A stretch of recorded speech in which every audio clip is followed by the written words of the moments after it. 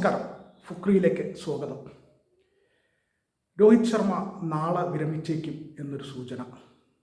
നാളെ ഇംഗ്ലണ്ടിനെതിരായ മൂന്നാമത്തെ ഏകദിന പരമ്പരയിലെ മൂന്നാമത്തെ അവസാനത്തെ മത്സരം നടക്കും. ഈ മത്സരം രോഹിത് ശർമ്മയുടെ അവസാനത്തെ മത്സരമായിരിക്കും ഏകദിന ക്രിക്കറ്റിൽ എന്ന് അറിയാൻ അങ്ങനെയൊക്കെയുള്ള അഭ്യൂഹങ്ങൾ ഉണ്ട്. കാരണം കോച്ച് ഗൗതം ഗംഭീറും ചീഫ് സെലക്ടർ അജിത് അഗാർക്കറും ഇത് സംബന്ധിച്ച് രോഹിത് ശർമ്മയോട് സംസാരിച്ചതായും രോഹിത് ശർമ്മ നാളെ മത്സരത്തിന് ശേഷം വിരമിക്കാൻ സാധ്യതയുണ്ടെന്നും ഒക്കെയുള്ള അഭ്യൂഹങ്ങളാണ് പരക്കുന്നത്.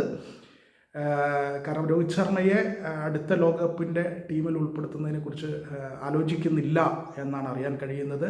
രോഹിത് ശർമ്മ കഴിഞ്ഞ 2 മത്സരങ്ങളിലും മോശം ഫോമിലായിരുന്നു.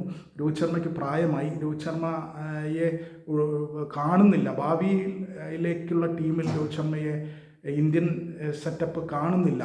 അതായത് കോച്ചും സെലക്ടർമാരും ഒന്നും കാണുന്നില്ല എന്നാണ് സൂചനകൾ.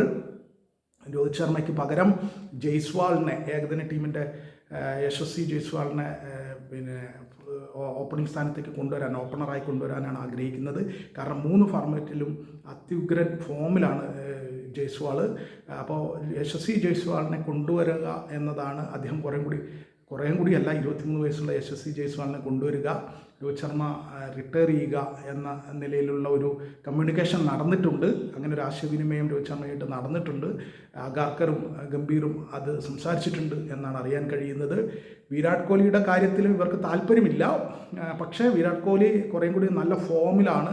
മാത്രമല്ല അദ്ദേഹത്തിന് വലിയ ഫാൻ ബേസ് ഉണ്ട്. അപ്പോൾ ആരാധകരുടെ പിന്തുണ അതൊരു വലിയ വിവാദമായേക്കും എന്ന് ഭയന്നിട്ടാണ് കോഹ്ലിയെ ഇവർ തൊടാതിരിക്കുന്നത്. പക്ഷേ രോഹിത് ശർമ്മ മിക്കവാറും റിട്ടയർ ചെയ്യണം എന്ന് തന്നെയാണ് ഇവർ ആവശ്യപ്പെട്ടിട്ടുള്ളത് എന്നാണ് അറിയുന്നത്.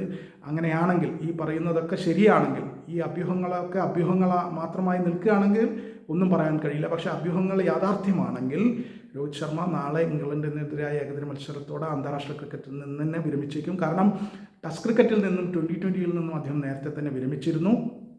ഇപ്പോൾ ഏകദിന ക്രിക്കറ്റിൽ മാത്രമാണ് വിരാട് കോഹ്ലിയും രോഹിത് ശർമ്മയും കളിക്കുന്നത്. അതിൽ രോഹിത് ശർമ്മ നാളത്തെ മത്സരത്തോടെ വിരമിച്ചേക്കും എന്നൊരു സൂചനയുണ്ട്.